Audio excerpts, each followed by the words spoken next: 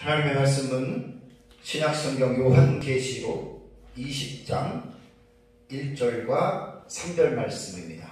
요한계시록 20장 1절과 3절 말씀을 제가 봉독해 드리겠습니다. 이것은 하나님의 말씀입니다. 또 내가 보매 천사가 무적인의 열쇠와 큰 쇠사슬을 그의 손에 가지고 하늘로부터 내려와서 용을 잡으니 곧 옛뱀이요 마귀요 사탄이라. 잡아서 1000년 동안 결박하여 무적인에 던져 넣어 잠그고 그 위에 임봉하여 1000년이 차도록 다시는 만국을 미혹하지 못하게 하였는데 그 후에는 반드시 잠깐 노일이라. 아멘. 요한계시록 6장부터 19장에 기록된 사건은 예수님의 재림 직전인 한 일에 일어날 사실로 우리는 해석한다고 말씀을 드렸습니다. 6장부터 19장까지는 사건으로 보면은 약 44가지의 사건들이 기록이 되어져 있는데요. 이 44가지 사건들은 9개의 군의 분경과 7개의 막간 계시군으로 구분이 되어져 있습니다. 요한계시록 독법에서 말씀을 드린 대로 우리는 요한계시록을 어떻게 보고 어떻게 이해하느냐.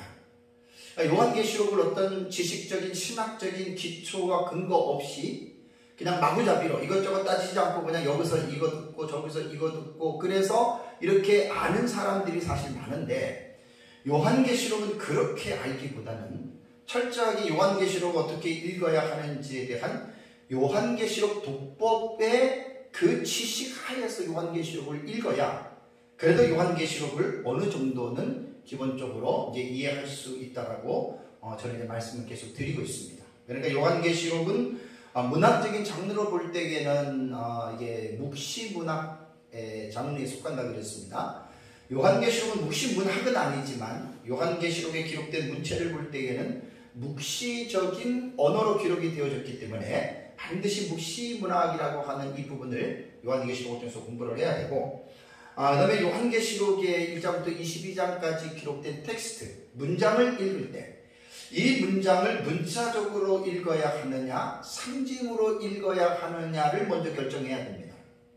문자와 상징의 해석은 지난주에도 말씀을 드린 대로 하늘과 땅 차이라서 도저히 대화가 안 됩니다. 그러나 둘 중에 하나를 분명하게 나름대로 결정을 해야 되고요.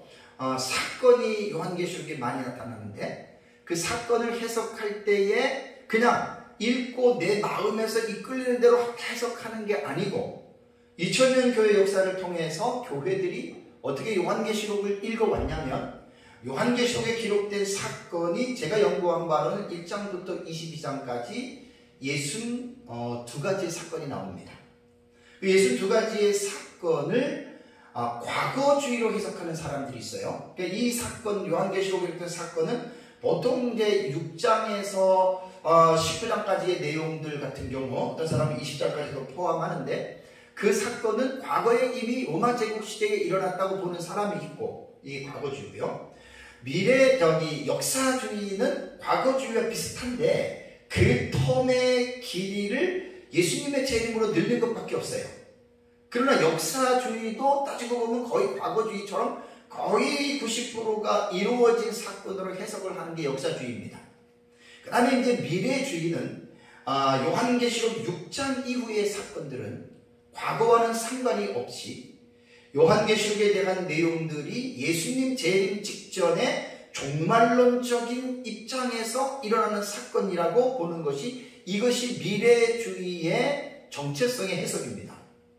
그리고 또 하나는 이상주의라고, 이상주의는 이것은 사건이 기록이 되었는데 꼭 이것은 언제 어떻게 일어나는 단 한 가지의 사건이 아니라, 사건으로 보는 것이 아니라 그냥 이것은 상징의 의미로서 이 한 가지의 사건이 교회사 전체를 통해서 선과 악의 대립의 구조를 통해서 투쟁을 하는데 결국은 선이 이기는 것이다라고 해석하는 해석법이 있습니다. 이것이 이제 구체적인 무천년의 해석법입니다.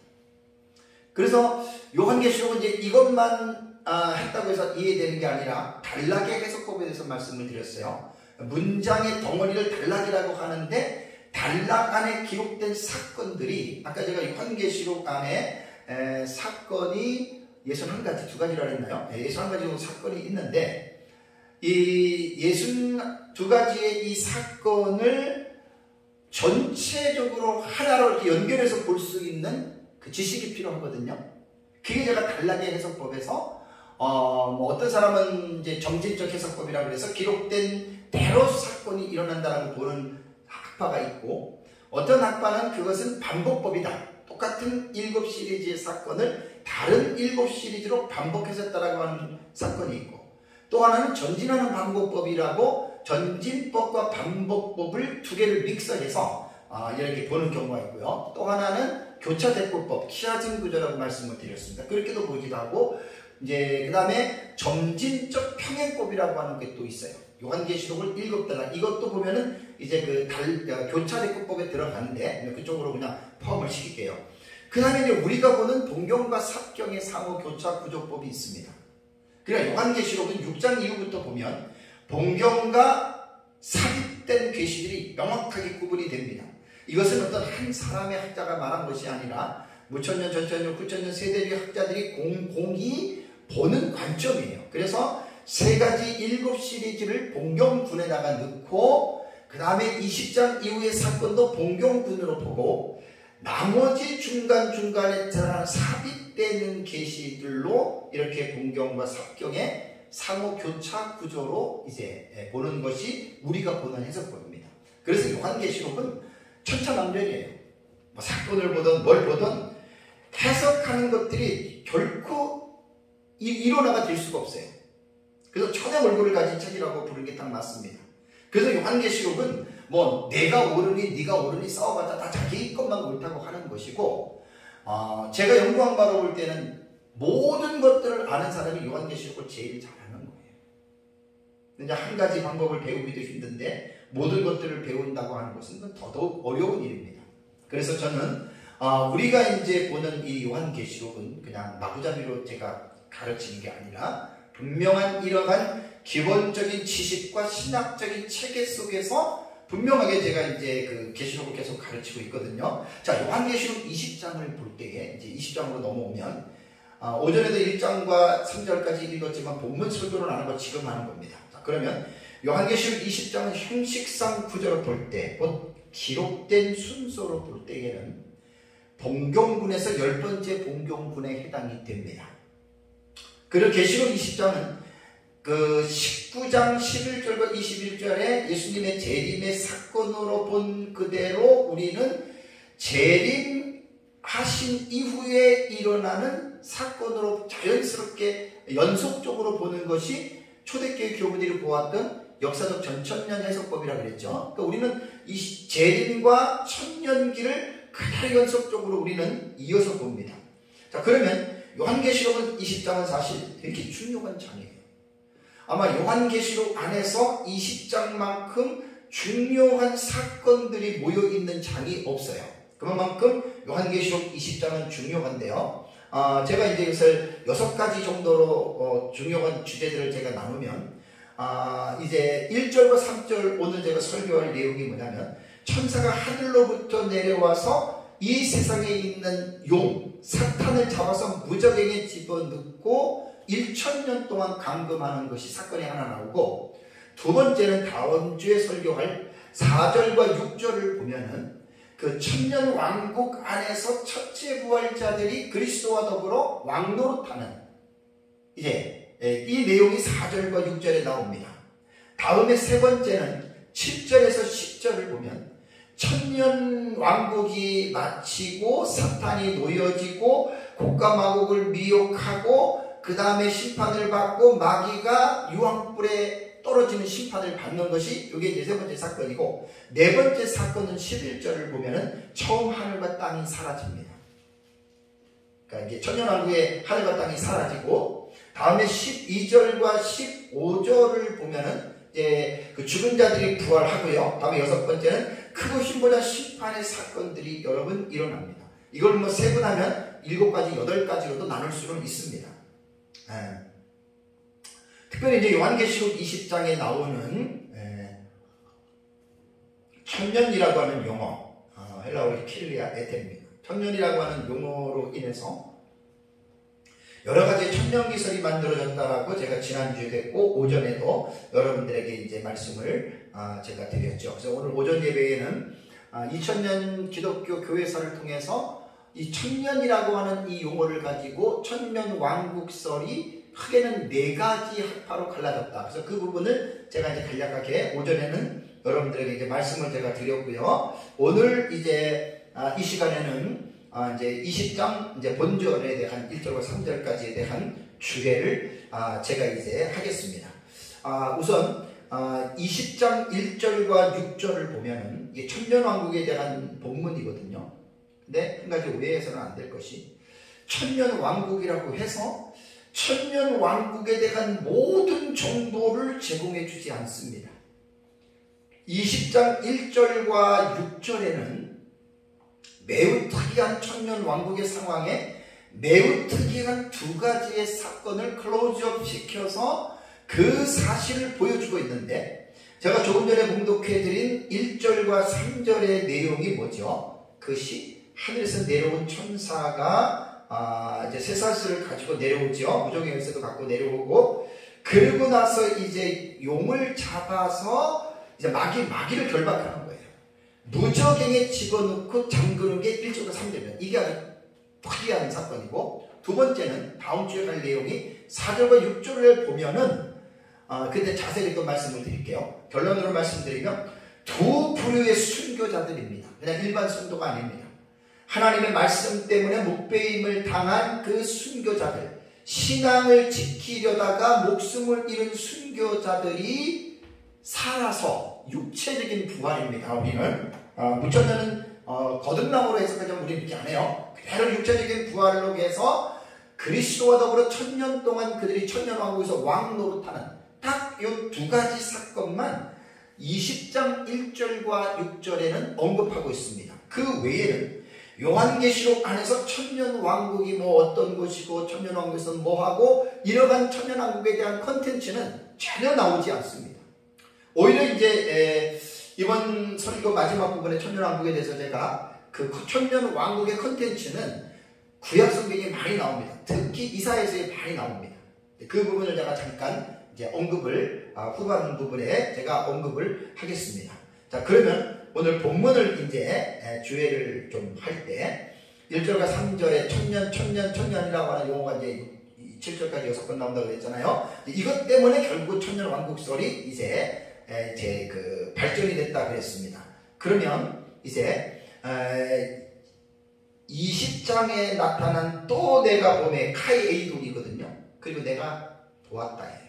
그러니까 뭘 봤냐? 이것을 보기 전에 19장 11절과 21절에 아마겟돈에 그 예수님 재림을 봤거든요. 그 사건을 보고 또 보았다. 그러면서 이제 우리는 역사적 전체는 연속적인 사건으로 이 사건을 본다고 그랬잖아요. 연속적으로 그대로 재림한 이후에 일어나는 상황으로 우리는 이제 이 본문을 여러분 우리는 보는 겁니다. 그런데 한 가지 역사적 전천년설자 안도 간혹 가다가 그런 사람도 있고, 특히 이제 무천년 같은 경우에는 서로가 이제 비판들을 많이 하거든요. 왜 너희들 것이 이게 말도 안 된다. 이게 참 이게 허무맹랑하다. 서로가 전천년 무천년 서로 학자들끼리 그렇게 좀 이렇게 건전한 논쟁, 뭐 어떻게 보면 안 좋게 싸울 수도 있지만 난 건전하게 봅니다. 그래서 이제 상대방의 단점들을 이해가 되지 않는 부분들을 이제 서로 이렇게 질문들을 하거든요.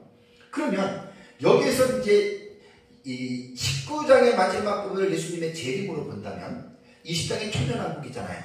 그러면 재림하자마자 천년왕국이 곧바로 딱 이루어지는 것처럼 우리는 19장과 20장을 읽을 수 있거든요. 근데 이렇게 보는 게 아니라 요한계시록에는 모든 것들이 연속적으로 기록이 됐다 하더라도 그 사이사이를 정확하게 전부 다 말하지 않습니다. 웬만한 것들은 뛰어넘고 생략을 하는데 어떤 경우는 막 몇 가지의 사건들도 막 뛰어넘고 어떤 거는 몇십 년, 몇백 년도 뛰어넘을 수 있는, 뭐 이제 우리 6장부터 19장까지는 뭐 7년이니까 그렇게 오래된 것은 없습니다. 그러나 어쨌든 이제 그 뛰어넘기 때문에 19장과 20장의 사이를 설명을 하라면 제가 지지난주에 설교했던 불이 섞인 유리 바다와 그 다음에 오후 예배 때에 다니엘서 12장 11절과 12절에 1290일과 1335일의 계시가 요 사이에 들어가는 것으로 생각하면 딱 맞습니다. 그러니까 6번째 대접으로 예수님이 재림하셔가지고 세상을 심판하잖아요. 그 다음에 19장과 20장 사이에는 7번째 대접이 생략이 됐어요. 7번째 대접은 16장에 보시면 알겠지만 이 세상을 불로 심판하는 거거든요. 그 내용이 빠졌단 말이에요. 그러니까 19장과 20장 사이에는 재림과 천년왕국이 있는데, 자, 예수님 재림하시고 천년왕국이 이루어지는데 요 사이에 두 가지의 사건이 19장과 20장에는 기록이 안 됐단 말이에요. 그러면 두 가지 사건이 뭐냐? 6번째 재림이 예수님께서 재림하실 때 6째 대접이라고 그랬잖아요. 그 다음에 여기 7째 대접이 일어나는 거예요. 6번째 대접 다음에 7번째 대접이 지구의 멸망이잖아요. 심판 받는 거예요. 그럼 이것을 다니엘서 12장 11절에 보면은 1290일의 계시에서 후삼년반 1260일과 30일이 더 넘죠. 30일에 대한 이 해석은 지구가 불에 타는 기간을 30일로 보면 너무나 정확합니다. 다음에 지구가 멸망했다라고 하는 개념은 완전히 폐허가 된 거예요. 생명체가 살래야 살 수가 없는 그런 아주 완전히 혼돈한 상태거든요. 여기서 어떻게 천년왕국의 사람들이 삽니까? 그래서 이 부분을 해결해 주는 게 다니엘서 12장 12절에 1335일의 계시가 나오는데 1290일에서 45일이 더 추가가 되죠. 요 45일이 추가가 되는 것을 하나님께서 폐허가 된 지구를 다시 재창조하는 기간으로 보면은 다니엘서의 내용과 정확하게 맞습니다. 정확하게 맞을 수밖에 없습니다. 물론 이 본문을 텍스트를 그렇게 안 보시는 분들은 이게 무슨 말이냐 하겠지만 우리가 보는 신학적 체계는 절대적으로 처음부터 끝까지 체계가 다 잡혀져 있어요.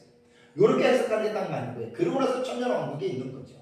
그래서 이제 이 기간에 재림할 때 구원받은 성도들이 공중으로 끌어올려 데살로니가서 4장 17절에 휴거가 된 무리들이 있는 곳이 계시록 15장 2절과 4절에 불이 섞인 유리 바닷가가 나오죠. 여기에서 머물고 있다가 30일과 40, 75일 있다가 이들이 천년왕국으로 내려와서 천년왕국의 백성이 되는 것입니다. 당연히 이들은 육체를 입고 내려오는 것입니다. 자, 그리고 나서 이제 오늘 본문에 20장 1절로 딱 들어오면은 이제 딱 맞는 거예요. 자, 20장 1절을 한번 우리 볼까요? 20장 1절을 보시면 또 내가 보매 천사가 무저갱의 열쇠와 큰 쇠사슬을 그의 손에 가지고 하늘로부터 내려오리라는 말이 나오죠. 자, 천사가 하늘로부터 나옵니다.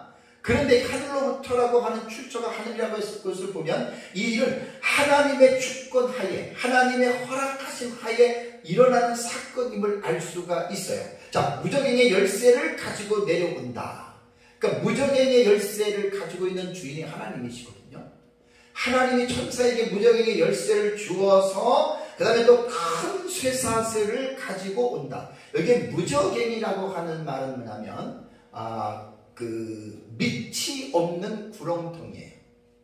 아비소스 프리아라고 제가 무저갱 그 구장에 할 때도 말씀을 드렸잖아요. 그러니까 구덩이는 구덩이인데 끝이 없는, 밑이 없는 거기에 이제 갖고 내려오고 무저갱에는 이제 악한 영들, 이제 사탄이 이제 가두어져 있는 악한 영들의 감옥입니다.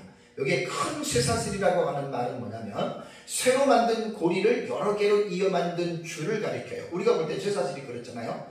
그런데 이 줄은 용도가 무엇을 묶기 위한 것으로 나오잖아요. 근데 2절을 보면 악한 영들의 우두머리인 용을 묶기 위한 것이다. 그럼 사탄이 물리적인 존재입니까? 비물질적인 존재죠. 그러니까 여기에서는 물리적인 쇠사슬이 아니고 영적인 쇠사슬이 있다는 거예요. 영적으로. 물리적인 형태는 없지만 영적인 형태로 보는 것이다라고 이제 우리는 이 부분을 이해를 할 수 있어야 됩니다. 제가 이제 5번째 인을 뗄 때 천상의 제단 아래 순교자들의 영혼이 있었을 때 제가 터툴리아누스가 영혼론의 책에서 영혼을 묘사한 부분을 말씀을 드렸죠. 자, 영혼은 비물질적입니다. 그럼에도 불구하고 비물질적인 존재임에도 불구하고 영혼도 영적인 형체는 가지고 있습니다. 그러니까 우리 눈으로 보이는 물질적인 형체가 아니라 영적인 상태에서 형체가 분명히 있는 거예요. 그래서 사도 요한이 5번째 인을 뗄 때에 순교자들의 영혼들을 사도 요한이 보았던 거죠. 그러니까 마찬가지로 사탄도 영적인 존재이기 때문에 인간의 눈으로는 볼 수 없지만 영적인 실체가 있고, 여기에 쇠사슬도 영적인 것이기 때문에 영적인 실체가 쇠사슬이 있다라고 여러분 우리는 이렇게 본문을 이해를 해야 됩니다. 자, 그 다음에 2절을 보세요. 2절을 보시면 용을 잡으니, 그 쇠사슬로 용을 잡았습니다. 마귀를 잡았습니다. 근데 이 용을 어떻게 표현했냐면 곧 옛뱀이요 마귀요 사탄이라. 그러니까 20장 2절에서 말하는 실체를 용이라고 했습니다. 용.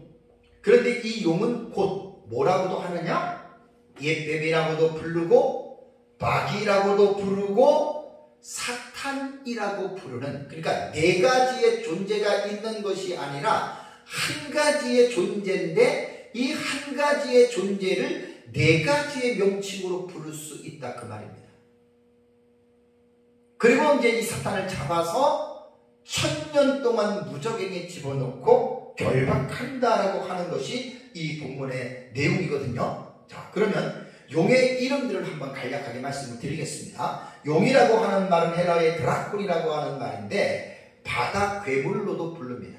이것이 sea monster라고 그러죠. sea monster, 바다 괴물이라고도 불러요. 그래서 용은 구약 성경에 리워 야단으로도 번역이 되고 라합 혹은 악어 등으로 이제 불리웠습니다.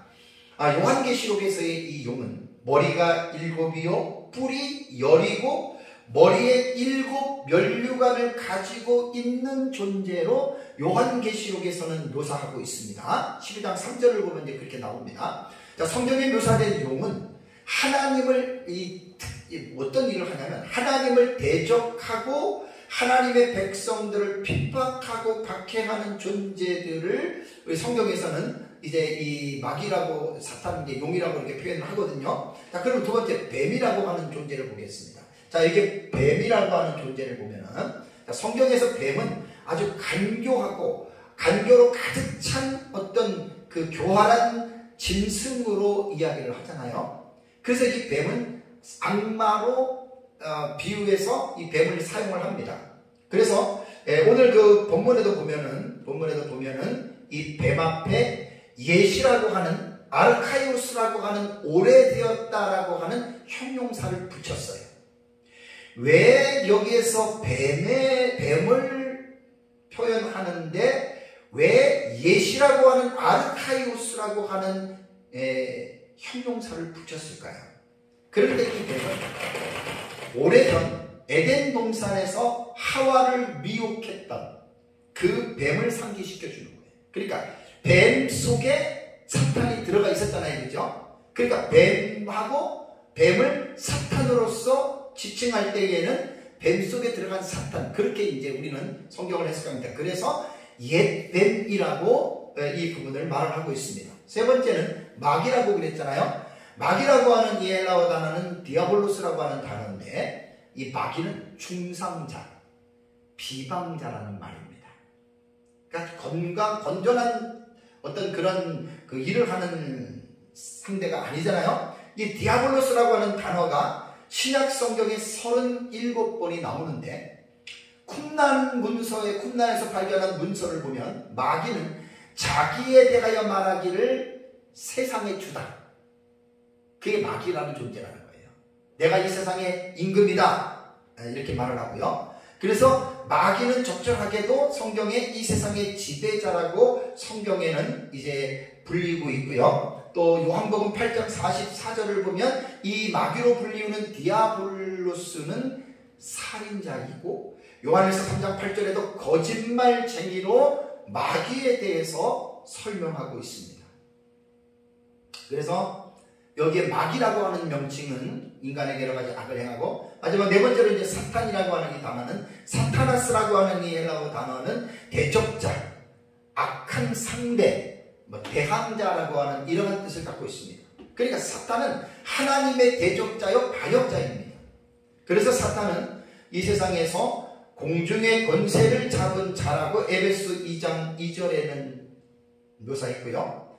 성도들 사이에 끼어들어 하나님을 대적하게 만들고 성도들끼리 서로 싸워서 분쟁을 일으키는 그 존재가 누구냐? 이것을 바로 여러분 사탄이라고 말을 하는 것입니다. 그래서 사도 요한은 악한 영들의 우두머리, 용, 옅뱀, 마귀, 사탄, 이 네 가지의 명칭이지 네 존재가 아닙니다. 그래서 이 네 가지의 호칭은 명칭만 다를 뿐이지 곧 한 존재를 말합니다. 그게 악한 영의 우두머리, 그러면 용이라고도 하고 옅뱀이라고도 하고 마귀라고도 하고 사탄이라고도 말을 한다라고 하는 이것을 생각을 해야 됩니다. 그럼 2절에서 이제 하늘에서 내려온 천사가 쇠사슬을 가지고 와서 이 용 사탄을 잡았습니다. 자, 2절을 뭐라 그랬죠? 잡아서 1000년 동안 결박했다. 어디요? 무저갱입니다. 무저갱이 감금하는 기간이 킬리아 에테 1000년이라는 말입니다. 서두에서도 제가 지난주에도 말씀을 드린 대로 이 1000년이라고 하는 킬리아 에테 때문에 1000년 왕국설이 이제 이것이 형성이 생기게 된 거예요. 이 1000년 때문에.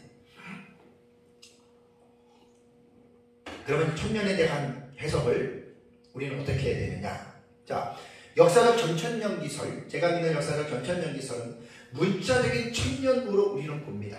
예수님 재림하고 이 1000년 동안 이 세상에서 바로 예수 그리스도께서 실제적으로 이제 이 세상을, 그 예수는 영이 아닙니다. 부활하신 예수입니다.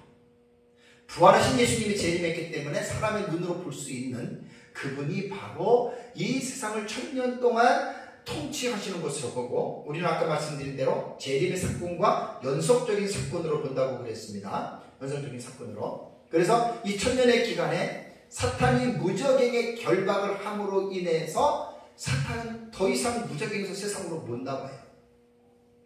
그래서 이 결박의 기간은 영원한 기간이 아니라 1000년이라고 하는 한정적인 기간입니다. 그래서 2000년은 하나님께서 정하신 기간으로서 시간의 용법에 있어서 특별한 특정한 시간을 가리킬 때는 헬라어는 카이로스라고 하는 단어를 쓴다고 그랬어요. 물리적인 시간을 쓸 때에는 헬라어가 크로노스고, 영원이라고 하는 시간을 말할 때에는 헬라어의 아이오니오스라고 하는 명사를 씁니다. 그러니까 여기에서 1000년이라고 하는 이 기간 동안의 이 기간은 특별한 시기이기 때문에 우리는 이 기간을 하나님의 카이로스의 기간이다라고 우리는 이제 부르는 것이죠. 그래서 이 1000년의 기간이 바로 지구 멸망 이후에 새롭게 재창조가 된 새하늘과 새 땅인 이 지구상에서 1000년 동안 이루어진다라고 하는 이제 이 부분을 꼭 기억을 해야 됩니다. 그래서 우리 역사적 전천년은 그대로 문자적으로 이 세상에서 이루어지는 것으로 읽는 반면에 무천년은 문자적인 1000년으로 보지 않는다 그랬어요. 그래서 여기서 1000년 동안의 기간을 신약시대 전체로 앞으로 사건으로 말하면 예수님 재림 전으로 신약시대 처음으로 오는 거예요. 그것을 이제 상징적으로 신약시대 전체 기간으로 이것을 나타내고요. 이것을 나타내고, 그러고 나서 이제 여기에서 우리는 사탄이라고 하는 존재가 무저갱에 결박돼서 절대 세상에 못 나옵니다. 우리 그렇게 봐요. 근데 무천년은 신약시대 전체라고 봤잖아요. 신약시대 전체에 사탄이 무저갱에 결박된 것으로 봐요. 그렇다면 여기서 이제 한 가지 문제가 하나 생긴, 무천년의 가장 큰 약점이 이 부분입니다. 계시록 20장 1절과 3절에 사탄이 무저갱에 결박돼서 못 나오는데, 신약시대를 살아가고 있는 우리들이 마귀에게 공격을 받습니까? 안 받습니까? 엄청 받지요. 자, 당장 베드로전서 5장 8절과 9절에 보면은 사도 베드로가 예수님이 승천한 때잖아요. 그러면 무천년으로 말을 한다고 그러면 이미 베드로가 사역할 때에도 마귀가 무적에 갇혀 있어야 돼요. 세상에는 없어야 되거든요. 근데 베드로는 5장 8절 9절에 베드로는 뭐라고 성도들에게 권면을 했냐면, 근신하라 깨어라 너희 대적 마귀가 우는 사자같이 두루다니며 삼킬 자를 찾나니 너희는 믿음을 굳건하게 하여 그를 대적하라. 이는 세상에 있는 너희 형제들도 동일한 고난을 당하는 줄을 알미라라고 이렇게 말을 했거든요. 그러니까 베드로 사도의 말은 뭐냐면, 베드로 사도 당시에 그리스도인들의 대적인 마귀가 우는 사자같이 두루다니면서 삼킬 자를 찾고 괴롭힌다는 거예요. 그래서 성도들로 하여금 믿음에 굳게 서서 마귀를 대적하라고 말을 했는데, 무천년의 해석이 만약에 여기 계시록 20장 1절과 3절에 마귀를 무적행으로 집어넣고 잠갔다 그러면 지금 신약 시대에 마귀가 없어야 되거든요. 어떻습니까? 지금 마귀가 없습니까? 말도 못하게 사탄이 지금 버글버글 되는 시기 아닙니까? 앞으로 가면 갈수록 점점 더합니다. 그래서 무천년의 최대의 약점이 이 본문을 명확하게 이해를 못 시켜요, 사람들한테. 마귀라고 하는 존재가 20장 1절과 3절을 분명하게 무적행에 던져놓고, 그 다음에 이제 3절을 보시면 이제 나와요. 자, 3절을 한번 보시죠. 3절에. 그 무적행 인봉한 걸 다시 보겠습니다. 자, 무적행에 던져 넣어 어떻게 해요? 잠그고, 그 다음에 그 위에 인봉하여 천년이 차도록 다시는 만국을 미혹하지 못하게 하였는데 그 후에는 반드시 잠깐 농일이라. 그러니까 하늘에서 내려온 천사가 용을 큰 쇠사슬로 묶어서 무적행에 집어넣고 닫았어요. 닫은 것으로 끝나는 게 아니라 그 위에 인봉했다라고 하는 헬라 스프라기조는 인치다는 뜻입니다. 봉인하다라고 하는 말인데, 우리말의 사전적 정의는 봉한 자리에 도장을 딱 찍는 거예요. 어느 누구도 그것을 듣지 못하고 뜯으면 표시가 나기 때문에 도장을 딱 찍는다라는 말이거든요. 이 말이 뭐냐면, 사탄은 무적행에 갇혀서 1000년 동안 꼼짝 못합니다. 아니, 나올 수 없습니다. 그래서 무천년의 최대의 약점이 이 본문을 해석을 못하는 거예요.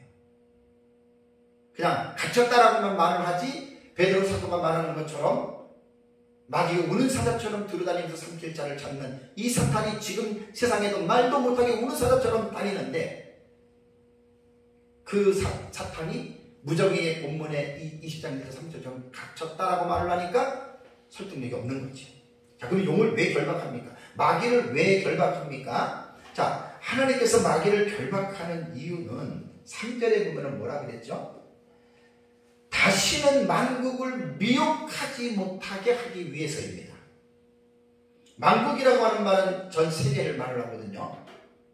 그러니까 여기에서의 만국이라고 하는 말은 무천년의 입장으로 볼 때에는 현재의 신약시대 천년 왕국 기간 동안에 사탄이 하나님의 자녀들을 건드리지 못하기 위해서 무적행에 집어넣는 거예요. 근데 무천년은 여기에서 설득력 있는 해석을 어느 누구도 못합니다. 그걸 이제 말하고 싶은 게 아니라, 우리 역사적 전천년은 아주 설명하기가 쉬운 게, 천년 왕국에 들어가면서 사탄은 무적행에 들어가서 절대 못 나옵니다. 그러니까 천년 왕국의 세계에서는 사탄은 존재하지만 사탄은 감옥에 갇혀 있을 뿐이지 사람이 사는 세상에 사탄이 나올 수 없습니다. 20장 3절 말씀처럼. 여기 미혹이라고 하는 말이 있잖아요. 왜 사탄을 집어넣냐면 미혹시키지 못하게 하기 위함인데, 미혹이라고 하는 헬라어 단어 플라나오라고 하는 이 단어는 길을 잃게 하는 거예요. 빗나가게, 방황하게 만드는 거예요. 자, 그러면 이 플라나오가 신약 성경에 26번 나오는데, 이 단어에서 의미하는 바대로 사탄이 하는 일은 사람으로 하여금 하나님을 믿지 못하게 하고, 하나님의 뜻에 불순종하지 못하게 하고, 하나님에 대한 신에 대해서 막 혼란한 생각을 가지고 이 세상에서 방황하는 삶을 살게 만드는 장본인이 바로 사탄이라는 거예요. 그래서 우리가 지금 이 세상에 살면서 예수 믿는 사람들이 얼마나 죄를 짓고 넘어지고 온갖 못된 짓을 하는 이유가 뭐 때문인지 아십니까? 베드로 사도가 권면한 대로 마귀가 우는 사자처럼 다니면서 우리를 지금 괴롭히는데 그걸 지금 눈치를 못 채고 하나님의 자녀들이 지금 마귀에게 먹잇감이 되고 있다라고 하는 사실이에요. 이건 어느 시대든지 마찬가지입니다. 마귀는 에덴 동산에서 아담과 하와가 범죄하기 이전부터 에덴 동산에 마귀는 있었습니다. 그래서 아담과 하와를 선악과를 따먹도록 유혹을 시킨 것이 미혹시킨 것이 그게 바로 마귀예요. 그래서 여기 미혹이라고 하는 플라나오 꾀다라고 하는 말은 아담과 하와를 꿰어서 하나님의 뜻을 불순종하게 하는 것처럼 마귀는 지금도 우리 하나님을 믿는 사람들을 그렇게 지금 플라나오 미혹시킨다는 말이에요. 그래서 근신하여 깨어서 정신을 차리고 우리는 사탄의 미혹에 넘어가면 우리는 잘못하고 죄를 지을 수밖에 없다라고 하는 사실을 여러분 잘 기억을 해야 됩니다. 사탄은 지금도 택한 자 한 사람이라도 삼킬 자를 지금 두루 다니면서 삼키고 한 사람이라도 넘으려고 지금 혈안이 되어져 있다라고 하는 사실입니다. 그래서 우리는 정말 깨어서 신약 성경에는 근신하여라, 깨어라. 그러니까 우리 성도들에게 하는 말이에요. 깨어서 믿음의 감사함으로 기도에 힘쓰고 마귀와의 싸워서 이길 것에 대한 이러한 부분들을 신약 성경에는 얼마나 우리에게 직접적으로 여러분 교훈하고 있는지 모릅니다. 그래서 20장 오늘 읽은 1절에서 3절의 내용은 하늘에서 내려온 천사가 사탄을 무적행에다가 넣고 임봉하는 거예요. 그리고 1000년 동안 마귀는 못 나가요. 그렇다면 이 1000년 20장에 들어와서 우리는 1000년 왕국이 시작된 것을 보는 겁니다. 그렇다면 20장 1절과 6절에서 가장 중요한 장소로 지목되는 데가 1000년 왕국의 장소거든요. 그것이 세상인데 1000년 왕국은 도대체 어떤 곳일까? 천국은 계시록 21장과 22장의 새하늘과 새 땅, 새 예루살렘 성으로 천국에 대한 계시가 기록이 되어져 있습니다. 그래서 계시록 20장과 21장과 22장을 보면 천국에 대한 상세한 정보를 얻을 수가 있는데 거기에 비해서 천년 왕국에 대한 정보를 얻으려면 신약 성경에는 아주 이 계시록 20장 1절과 6절 외에는 어떤 부분을 조금 더 깊이 있게 이렇게 연결시키면 볼 수 있는 텍스트가 몇 군데 나오기는 하지만 신약 성경에는 거의 그렇게 천년 왕국에 대한 부분들이 언급이 안 되어 있습니다.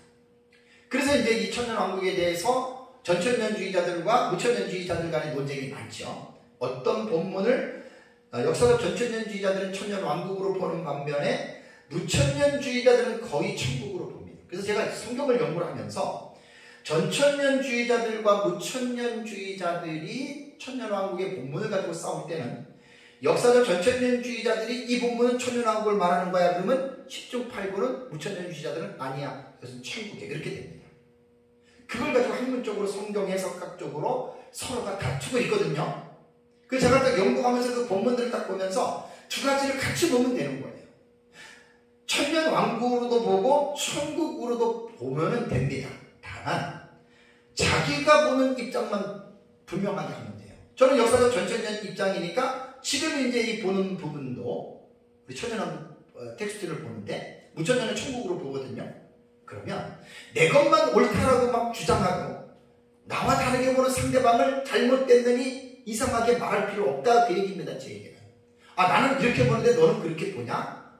서로가 보는 관점이 다르구나. 이게 왜냐면 천년왕국으로 보느냐 천국으로 보느냐에 따라서 이게 무슨 이단의 시비가 될 문제가 아니에요. 그런 어떤 시비가 걸린 문제가 아니거든요. 같이 봐주면 저도 다른 전천년이기 때문에 천년왕국 본문을 무천년자들이 천국으로 볼 수 있겠다 그렇게 생각하고 그냥 저도 보는 겁니다. 성경에 대한 해석이 이런 부분에서 약간 어떤 신학적 입장에서 다르기 때문에 이 다른 것 때문에 서로가 원수가 되거나 서로가 등을 돌리거나 적돌하고 정죄하면 그건 하나님이 싫어하고 마귀에게 속아 넘어간 사람이에요. 그 사람. 자, 우리 이사야서 11장을 한번 가보겠습니다. 지금부터 이제 천년왕국에 대해서, 천년왕국이 어떤 곳인가, 구약 성경에 많이 나온다고 했죠. 이사야 11장을 보겠습니다. 여기서 전천년의 학자들은 초대교부부터 다 이 본문을 그렇게 읽습니다. 11장 우리 6절에서 9절까지 한번 읽겠습니다.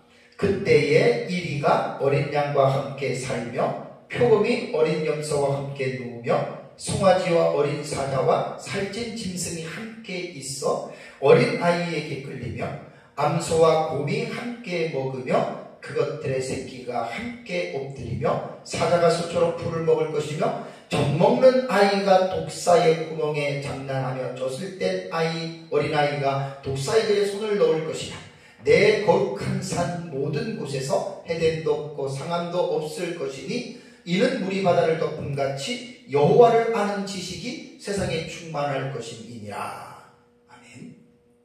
우리는 본문에 나타난 11장 6절과 9절에 대한 이 부분은 메시아에 대한 예언된 장이거든요.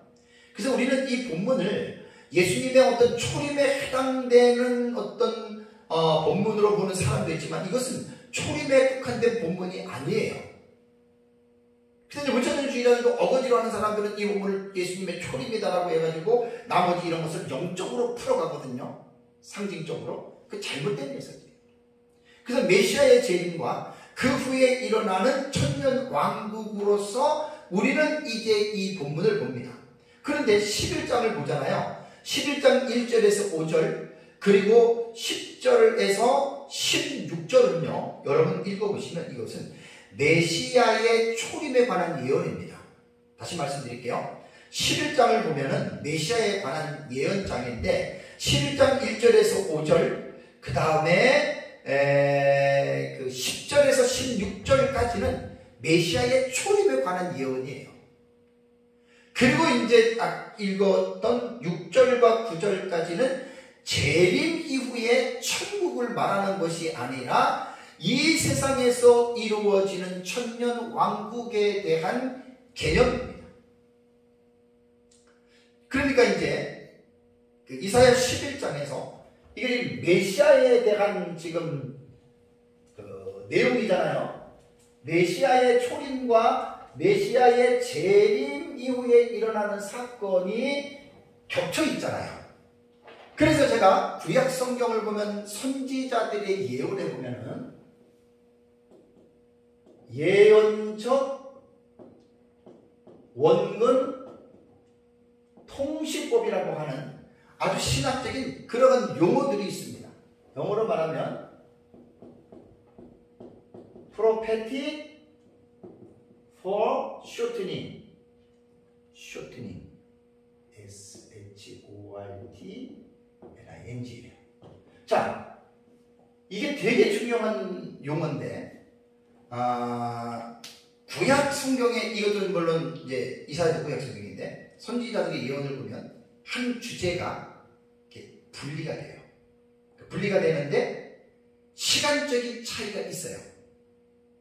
그런데 시간적인 차이에 대한 설명을 안 하고 예수님의 초림의 본문과 재림의 본문은 긴 시간적인 의미가 있잖아요.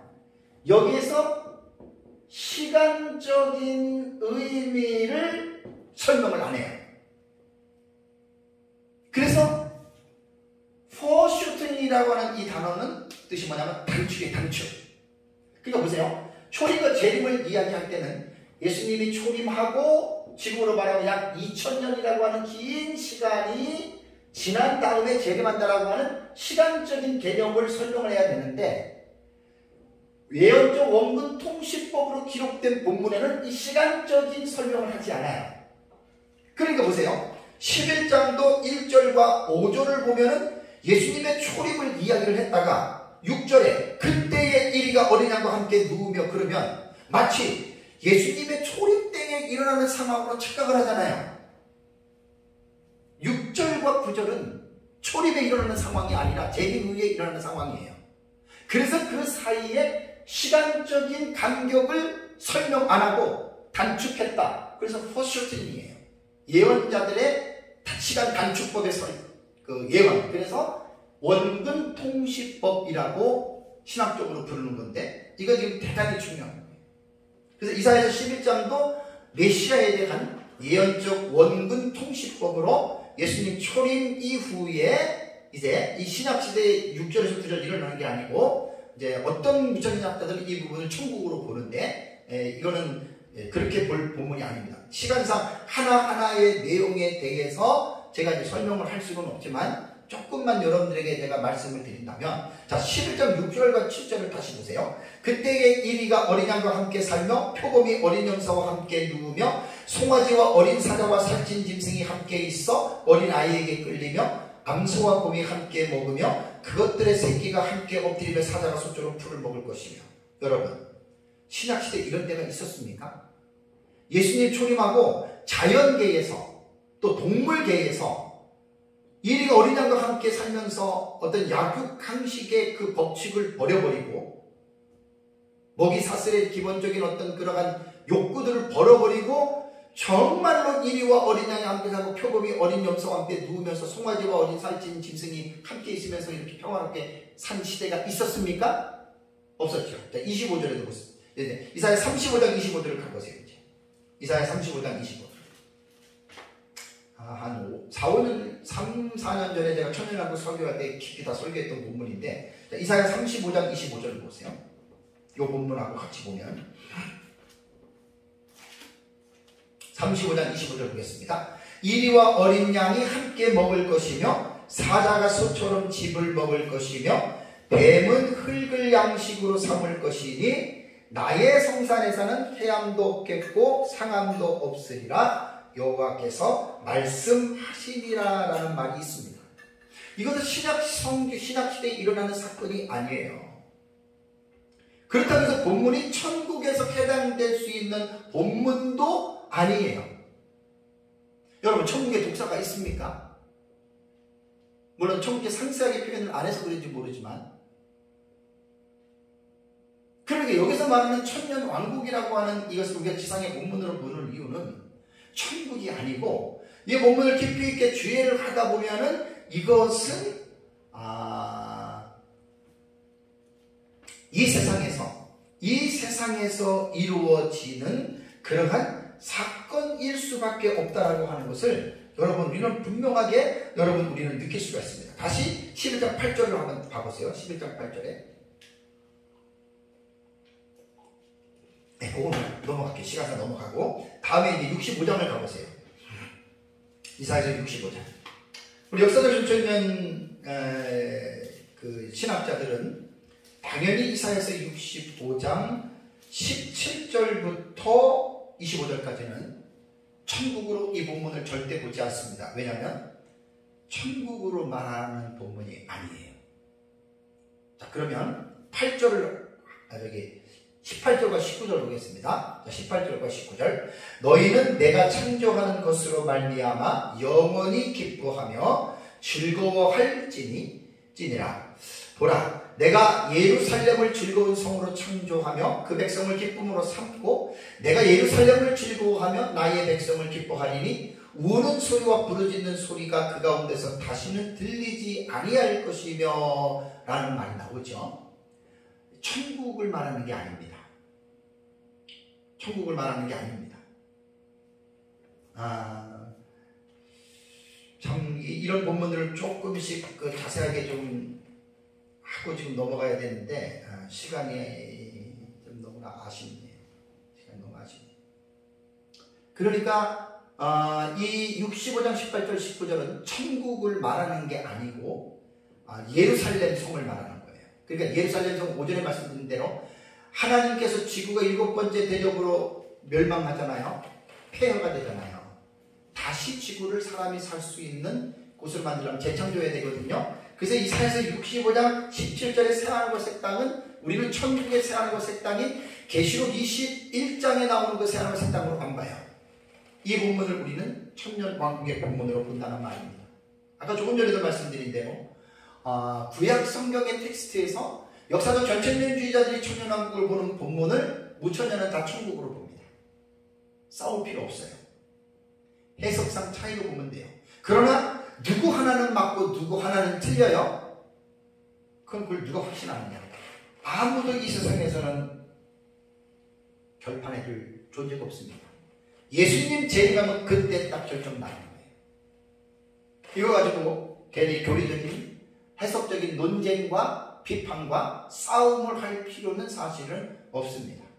그래서 이 천년 왕국은 구원받은 자들만 들어가 사는 곳이기 때문에 삶이 안전하고 기쁨과 즐거움이 넘치는 곳이다. 그러니까 지금 우리가 살고 있는 세상하고 전혀 달라요. 어떤 역사적 전천주의 학자들은 천년 왕국에 불신자들도 들어간다고 하는데 저는 그런 해석을 우리는 안 받아들이거든요. 왜냐하면 아니 불신자들도 들어가는 천년 왕국을 왜 들어가 살아요?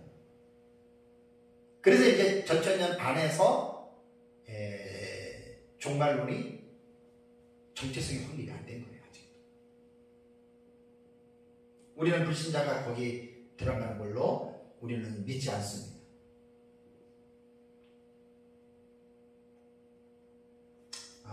좀 본문이 많은데 자, 그 다음에 이제 21절, 23절을 볼까요? 65장 21절에서 우리 23절을 우리 같이 읽겠습니다.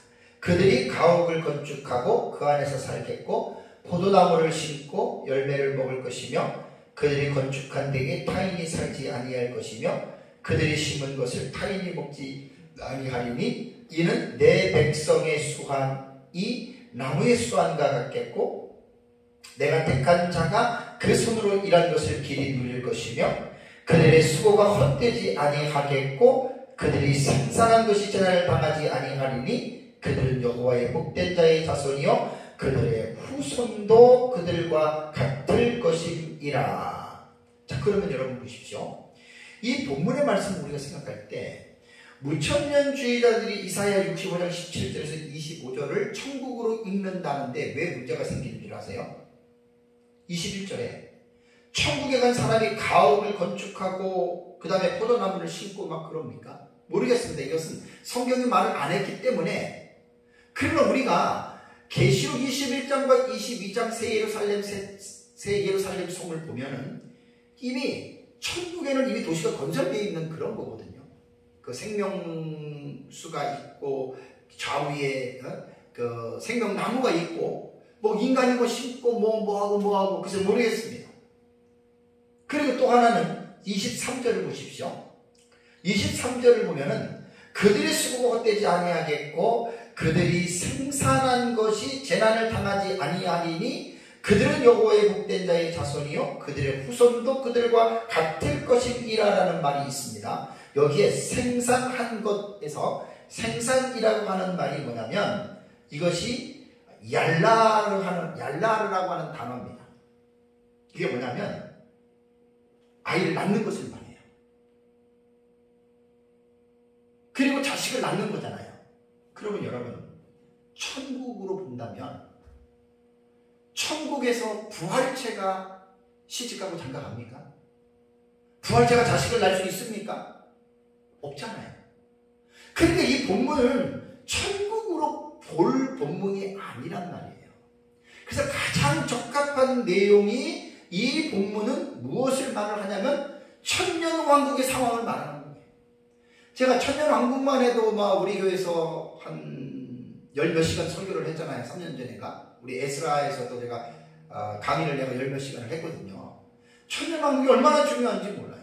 그래서 구약 성경에 나타난 천년왕국에 관한 이 본문들을 잘 찾아내서 우리는 천년왕국이 어떤 곳인지에 대한 부분을 인간의 상상과 추리력으로 그 천년왕국을 만들어내는 것이 아니라 계시, 의존, 사색을 통해서 성경이 말하는 것 천년왕국을 여러분 우리는 말을 해야 됩니다. 안타깝게도 역사적 전천년설자 입장에서 천년왕국에 대한 이 부분들이 깊이 있게 정립이 아직도 안 돼 있습니다. 어떤 사람들이 희한한 말들을 많이 해서 여러분 그렇게 됩니다. 자, 그러면 65장 20절을 보겠습니다. 20절. 자, 20절을 보면 거기는 날수가 많지 못하여 죽는 어린아이와 수완이 차지 못한 노인이 다시 없을 것이라. 곧 100세에 죽는 자를 젊은이라 하겠고 백세가 못되어 죽는 자는 저주받은 자이리라라고 이렇게 말을 했습니다. 자, 여기에서 보면은 이게 천국이라면 더더욱 안 맞잖아요. 천국에서 죽음이 어디 있습니까? 그래서 여기에서 보면 백세 사람이 죽는 자를 젊은이라고 하겠고라고 하는 이 말은 뭐냐면, 잘 본문을 올바르게 읽어야 되는데, 백세의 사람이 죽는다는 말이 아닙니다. 사람이 죽지 않는다는 말, 1000년 동안. 그런 의미로 우리는 본문을 읽어내야 되는 것이죠.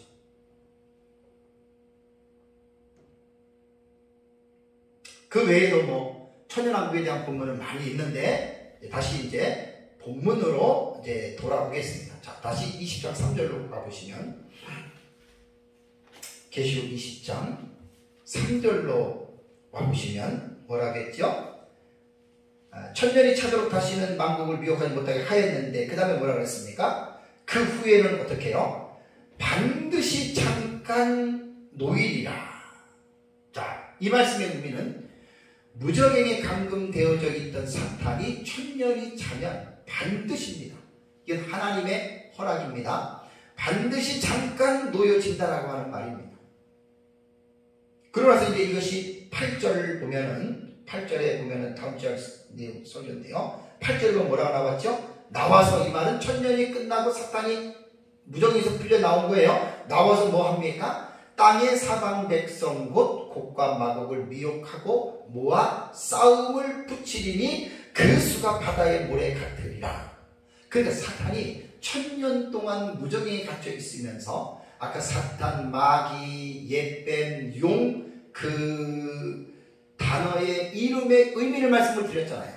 마귀는 대적자고 비방자고, 그 다음에 하나님의 백성들이 하나님을 믿지 못하게 하고 온갖 이런 일을 하는 거예요.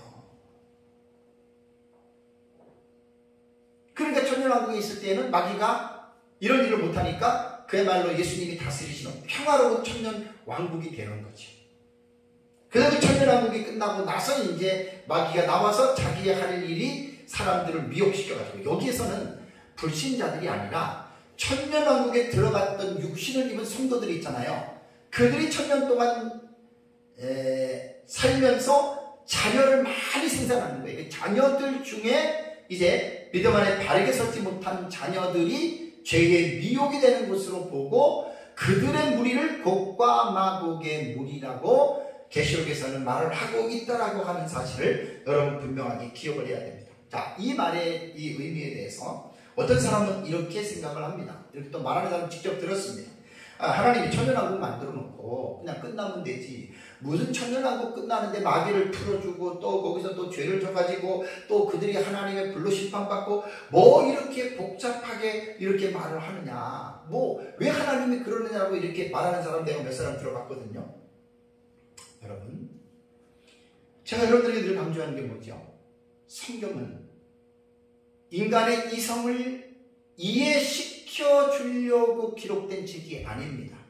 그러니까 성경은 이해의 대상이 아니라 믿음의 대상입니다. 그러니까 하나님의 계시의 말씀으로 믿고 받아들이면 이 말이 믿어지는 거예요. 그러니까 지난주 서울에서 제가 에스라 강의할 때 한 3, 4년 됐네요. 제가 신학대학 다닐 때. 신대원 졸업한 지가 제가 30년이니까 한 2, 3년 정도 됐을 때. 근데 이제 신학교에서 공부할 때 교수님 하나가 이런 말을 했어요. 그래도 우트 인 텔리감. 이게 라틴어의 아주 유명한 명구예요. 그래도 나를 믿는다예요. 근데 뭘 믿느냐면, 대부분 사람들은 이해하고 나서 믿으려고 하잖아요. 근데 그래도 이 텔리감이라고 하는 단어는 뭐냐면, 나는 이해하기 위해서 믿는 거예요. 그러니까 그래도 이 텔리감, 나는 믿는 거예요. 왜? 이해하기 위해서. 여러분, 성경은 이해하려고 하면 이해가 안 됩니다. 믿으면 이해가 됩니다. 믿음과 이해의 순서를 잘 놔야 됩니다. 믿으면 이해가 되는 것이죠. 이해하고 믿음을 가지려고 하면 이것은 틀린 말입니다. 대부분 불신자들이 이렇게 하잖아요. 예수님이 무리를 걸었다? 예수님이 죽은 자를 살렸다? 이해가 안 되잖아요. 못 믿어요. 태초에 하나님의 천지를 창조했다? 말씀으로 창조했다? 믿어보세요? 이해가 됩니다. 끄레노트 인텔리감이라고 하는 말이 이런 의미예요. 풀어서 설명을 합니다. 사랑하는 성도 여러분, 요한계시록에 기록된 말씀은 장차 될 일들의 계시로 우리 역사적 결정년은 예수님 재림 직전에 일어나는 종말적 사건으로 보는 것이 역사적 전천년의 정체성입니다. 최근에 이제 한 3, 40년 전부터 역사적 전천년주의자들 안에서 그 역사적 전천년을 넓게 보는 사람들이 있어요. 무천년처럼 역사주의로 신약시대 전체로 보는 사람들이 있는데 거기에 대해서는 제가 뭐라고 할 말은 없지만 역사적 전천년의 정체성은 그게 아닙니다. 나는 자신 있게 말합니다. 안타깝게도 세대주의가 종말적 사건으로 요한계시록의 텍스트를 보는 것은 그건 제가 볼 때는 초대교회 전천년교부들로부터 인사이트를 받은 것으로 보고 그건 참 잘했는데 성경을 너무나 위험하게 해석을 해서 세대주의는 위험합니다. 역사적 전천년 제가 배운 미목사님한테 배운 그 종말적 사건이 정말 누가 뭐라 그래도 역사적 전천년의 해석에서 가장 모범이 되는 해석법이라고 저는 자부합니다. 그래서 요한계시록에 기록된 일은 장차 될 일들의 계시로서 예수 그리스도의 재림 직전과 그 이후에 일어날 사실들에 관한 말씀으로 여러분 우리는 성경을 요한계시록을 공부해야 됩니다.